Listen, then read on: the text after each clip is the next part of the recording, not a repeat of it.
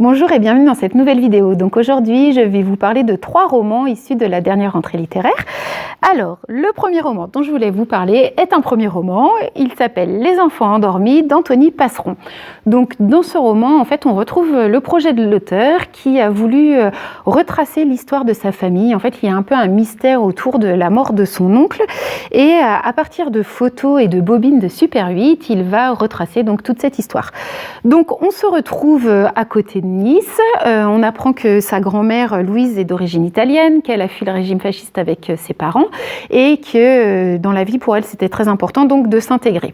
Elle va rencontrer Émile qui lui est issu donc d'une famille très bien implantée sur le territoire. Ils sont bouchers de génération en génération, ont une réputation d'être de gros travailleurs, d'être très investis dans leur travail. Donc elle va intégrer cette famille et donc va aussi intégrer donc toute cette vie autour du travail. Ensemble, ils vont avoir 4 enfants. Et il va y avoir donc Désiré, l'aîné, et Jacques, qui est le père de notre auteur. On parle aussi des autres enfants, mais c'est vrai que l'histoire est surtout tournée entre la relation du père d'Anthony et de cet oncle Désiré. Donc Désiré, lui, contrairement aux autres membres de la famille, il va partir à Nice pour poursuivre ses études. Et voilà, il va choisir donc une autre voie, contrairement au père d'Anthony, qui lui va demander à quitter l'école plus tôt pour justement intégrer cette vie de travail et à la boucherie. En fait, ce roman, il est construit, il y a des alternances de chapitres. Donc, il y a un chapitre où on a cette vie de famille et l'autre chapitre où on apprend donc l'arrivée d'un nouveau virus en France, à savoir le sida, et donc de cette nouvelle épidémie. Donc très vite, on comprend qu'il va y avoir un lien entre cette maladie et la famille, et très vite, on comprend qu'elle concerne l'oncle Désiré. Et tout au long du roman, on se rend compte de l'impact de cette nouvelle maladie sur cette famille et surtout de l'impuissance de cette famille face à cette maladie et en même temps de cette maladie qui était aussi pleine de préjugés, stigmatisante et comment la famille ne veut pas être déstabilisée. C'est vraiment très très bien. On apprend aussi que à cette même période, il y a plein de jeunes qui meurent dans la rue avec des seringues au bras, mais en fait on met ça donc sur le dos de l'héroïne et non sur le dos de l'usage des seringues. On fait pas du tout le lien avec la maladie et c'est vraiment très bien fait. Je trouve que à la fois on apprend plein de choses sur la vie de notre société à cette période-là, mais et aussi sur cette famille en fait, comment elle continue à vivre avec cet événement bouleversant. C'est vraiment à découvrir. Alors moi en plus qui suis née dans les années 80, ça m'a vraiment fait une drôle de sensation de recontextualiser en fait ma naissance dans cette période et c'est une très belle découverte. Je trouve que c'est habilement mené, c'est très fin et c'est vraiment un gros coup de cœur. Le deuxième roman dont je voulais vous parler, c'est Quelque chose à te dire de Carole Five. Donc moi, Carole Five, je la suis déjà depuis quelques années. Je l'avais découverte avec son roman Tenir jusqu'à l'aube, qui racontait l'histoire d'une mère célibataire qui travaillait en freelance et donc qui vivait en huis clos avec son enfant qui n'allait pas encore à l'école et donc elle n'a pas de mat de garde. Et en fait, pour respirer un peu, pour prendre l'air, elle va prendre l'habitude le soir, en fait, une fois que son enfant est endormi, de sortir. Et tous les jours, elle va aller un peu plus loin. C'est assez anxiogène, c'est assez psychologiquement perturbant. Et c'est un peu ce que j'aime dans les romans de Carole Five, en fait. Et c'est aussi ce qu'on retrouve ici dans Quelque chose à te dire. Donc là, on va retrouver Elsa, qui est auteure. Et elle est très fan d'une autre autrice, qui est une autrice à succès, qui a rencontré des prix littéraires. C'est Béatrice Blandy. Et donc, Béatrice va décéder un peu brutalement et pour lui rendre hommage, Elsa va mettre en exergue de son nouveau roman un extrait d'un roman de Béatrice.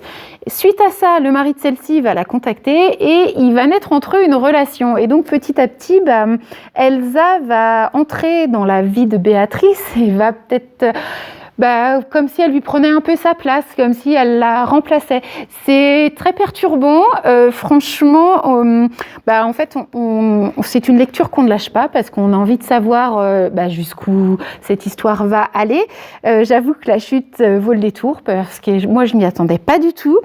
Et il y a aussi quelque chose que j'ai beaucoup aimé, c'est qu'elle fait un clin d'œil justement à Tenir jusqu'à l'aube, où en fait c'est comme si Carol Five se mettait en scène dans son propre roman. Donc voilà, il y a vraiment une confusion des identités dans tout ça, et c'est vraiment à découvrir, hein. Même ses autres romans, j'avais bien aimé aussi Térébenthine.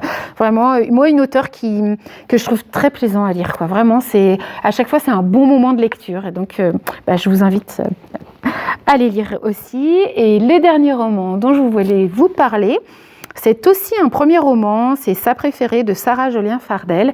Et donc si moi j'ai choisi de vous en parler, c'est parce qu'il parle de violence intrafamiliale et d'inceste. Et je trouve que c'est important de montrer comment la littérature contemporaine s'approprie les sujets de société et fait en sorte qu'on en parle, qu'elle libère aussi la parole, hein. Et en plus c'est très très bien fait. Donc là, on va suivre l'histoire de Jeanne. Donc Jeanne a un père violent, hein.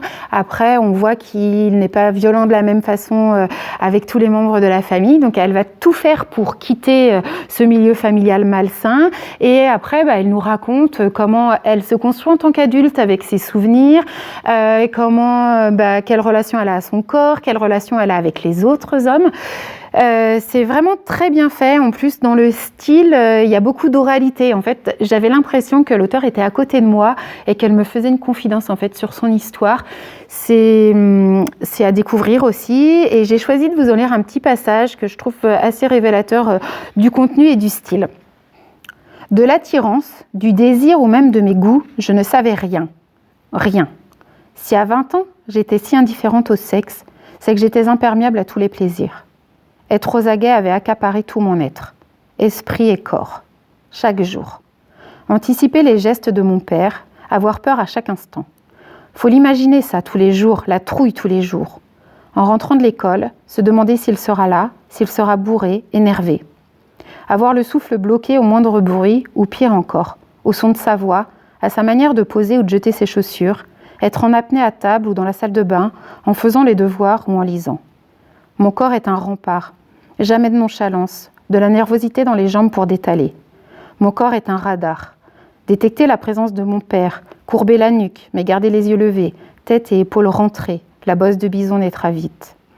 Mon corps fait mal et je renie ses douleurs, brûlure d'estomac, ulcère à 20 ans, dos en pagaille. Mon corps n'existe pas, mon corps ne connaît ni la consolation ni la jouissance. Mon corps ne m'appartient pas. Mon corps a été évidé. Le rêve est dans la tête, l'espoir est dans l'esprit, plus puissant que moi, que tout, partir.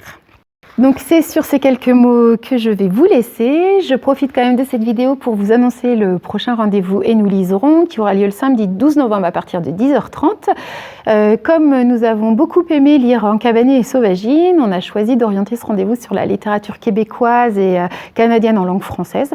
Donc si vous avez envie de découvrir des nouveaux titres ou si vous en avez à partager, n'hésitez pas à venir faire vos curieuses et vos curieux. Nous vous accueillerons avec plaisir. Voilà, donc c'est fini pour aujourd'hui. Je vous dis au revoir et à très bientôt.